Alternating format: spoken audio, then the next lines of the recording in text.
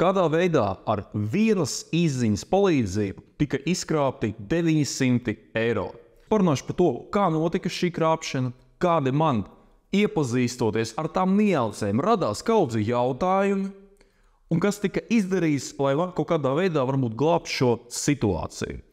Pirmais par to, kas īsti notika. Sestdien, 3. februārī, man pazīstama persona saņēma izziņu.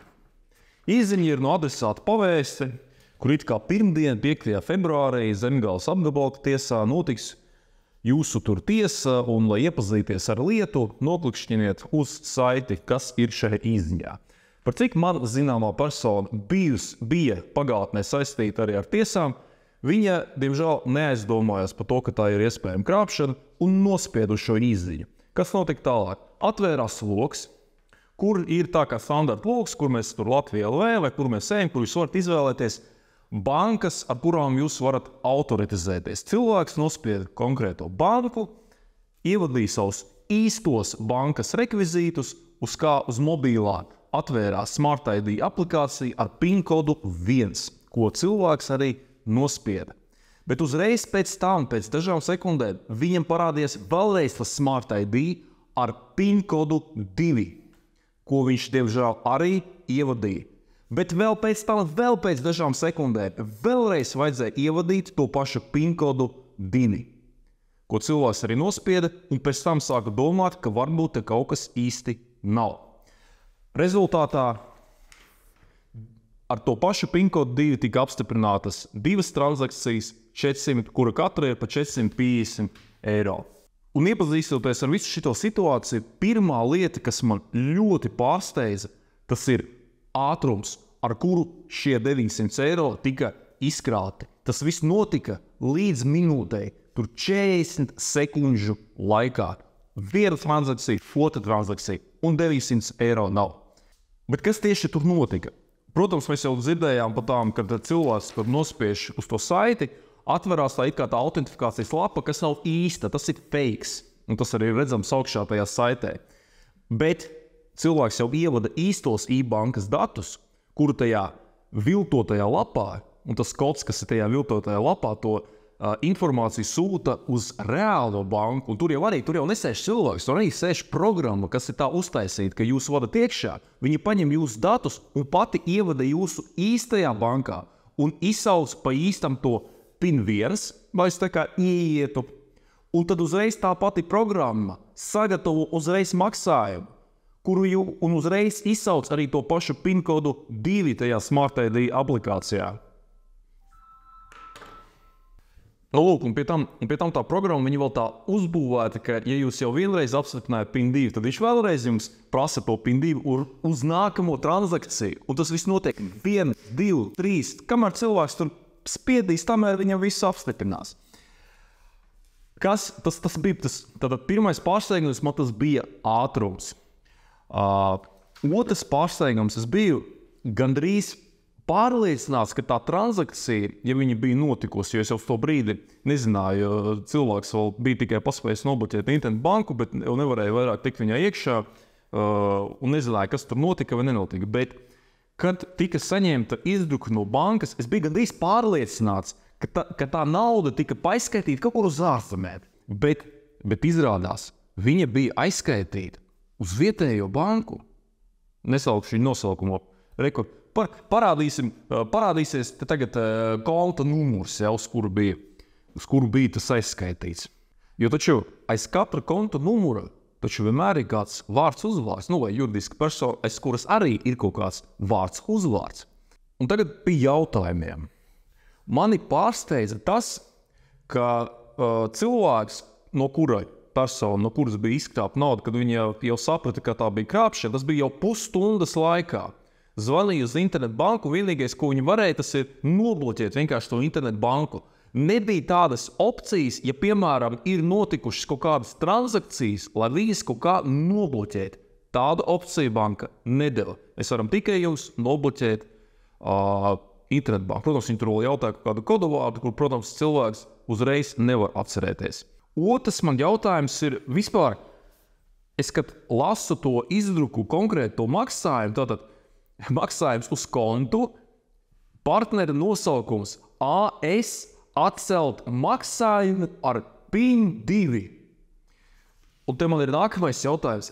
Pašām bankas sistēmām, es nezinu, kaut kā tur pašos algoritmos, kas to visu apstrādā, tur nav kaut kā iebūvēt, kaut kāda, es nezinu, sarkanā lampiņa, kas iedegās, kad kaut kādu tādi dīvainības notiek. Pie tam ir bezgalīgi daudz gadījumi pie mums dzirdēti, kad vietējiem uzņēmējiem, personām ir jāatskaitās par kaut kādiem 50 eiro, kāpēc viņi ir atnākuši. Vai, piemēram, konkrēts gadījums, kad aiziet nauda, tur kaut kāds 100 eiro uz kaut kādām NVS valstīm, viņiem tur nedēļām ir tādas pakas ar dokumentiem jānes ar pamatojumu, pirms tas var tikt izpildīts. Šeit, jo man zināmai personai, šādi darījumi nenotiek ne katru dienu un pat ne katru mēnesi. Un nevienā brīdī nekur neviedīgās kaut kāda aizdomīga lampiņa, jo viņi notika viens pēc otra ar vienādu summu. Un nekur, nevienā sistēmā tas nekādas, kaut kādi, nezinu, tur algoritms, kurš klausies, tas ir kaut kāds aizdomīgs darījums, vajag pišķīt piebremzēt. Un kāpēc tas nenotika, man tas ir jautājums bankā. Un trešais man ir jautājums, vispār mēs te dzirdējām no dažādām mūsu amatpersonu valsts, ka mums te bija finanšu kapitālais remonts, un it kā mēs viņu baigi veiksmīgi realizējam. Tagad mums ir ļoti labas finanses, mēs tur apkarojām visādu melno naudu, apkarojām visādu tur pret naudas atmazgāšanu, tagad mums ir ļoti labs tur finanšu izlūkošanas dienas, kas tur visu. Kāpēc, ja jūs tur visi tik labi izdarīts, šis pats te FIS, man vienalga kurš, nevar apkarot kaut kādus pusauģus, puņķēdus, visā kaut kādus p***stus, es atvainojos, ar datoru un labām programmēšanas zināšanām, kas izkrāp ikdienā no cilvēkiem nereti arī pēdējo naudu. Cik ir bijušas traģēdijas un asaras šai sakarā, šī problēma jau neparādījās mēnesi atpakaļ, viņi jau ir gadiem. Kāpēc tas jau joprojām nav banku augstākajā un valdības augstākajā līmenī kaut ko šito jādara?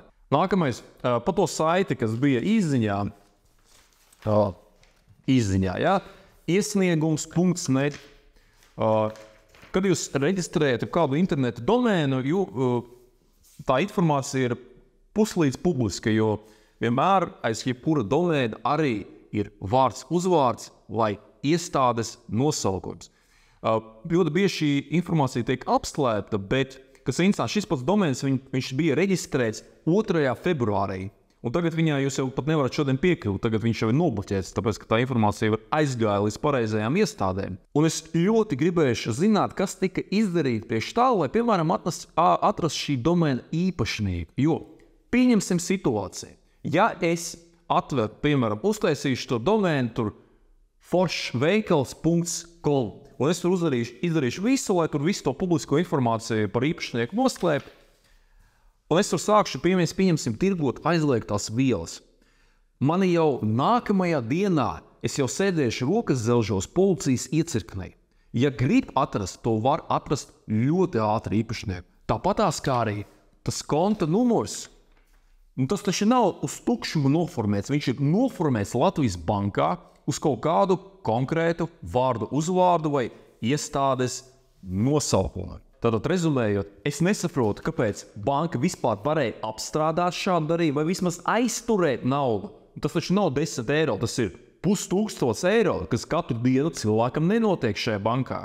Un otrs, kur ir visa tās stāsti par mūsu lielo finanšu kapitālo remontu un kā mēs mākam apkarot visādas nelegālās schēmas, jo tur taču cilvēki katru dienu šādu uzķerās. Tur nē. Tad cilvēkam tikai izkrāpta nauda, tātad 900 eiro, un pāris vārdos, kas tika steidzam izdarījis un sasniegts, lai kaut ko minimizēt vai kaut ko apturēt. Tātad uzreiz pirmais, kas bija uzvanīts uz banku, lai tiktu bloķēt pati internetbanka, un vēl uzreiz jau pierakstīja pie tam, kas ir interesanti, tas notika sestdienā. Tā notika sestdienā, jo tie, kas to visu darīja,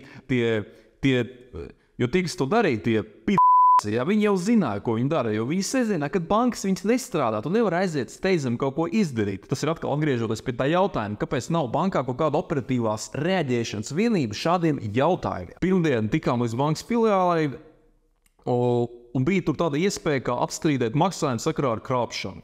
Bet uzreiz pateicu, ka, diemžēl, ja saņēmēja kontā jau naudas nebūs, tad, principā, jūs naudu jau diez vai redzēsies.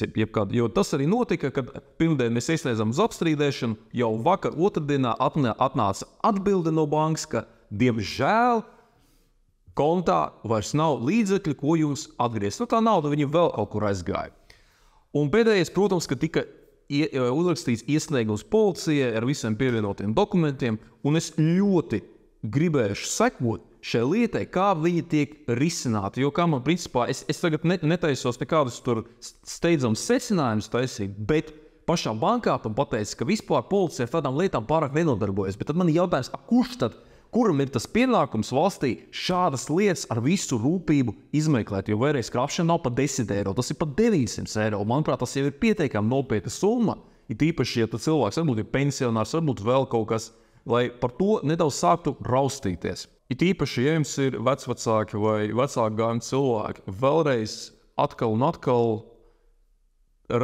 veiciet ar viņiem pārunas, jo ar man zināmo personu arī bija brīdinājumi, arī, ka nevajag no skatām tur saitēm spiest vai vēl kaut ko darīt. Bet, diemžēl cilvēks, ka tikko kaut kādas emocijas, tīpaši kaut kādu tur stresa informāciju saņem, diemžēl pavedās, ko darīt.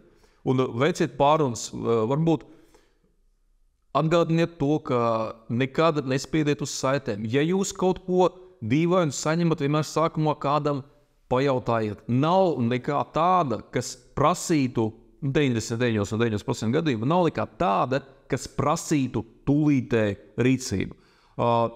Es personīgi šai tēmai tagad pastiprināti pievērsīšos, un jau nākamreiz, un jau drīz es pats gribētu piedāvāt, kā konkrēts piedāvājums, kā var šādas lietas apkarot. Tur ir īstenībā diezgan vienkāršas lietas, kas pārliecinās ievērojami minimizēt šādu te gadījumu skaitu.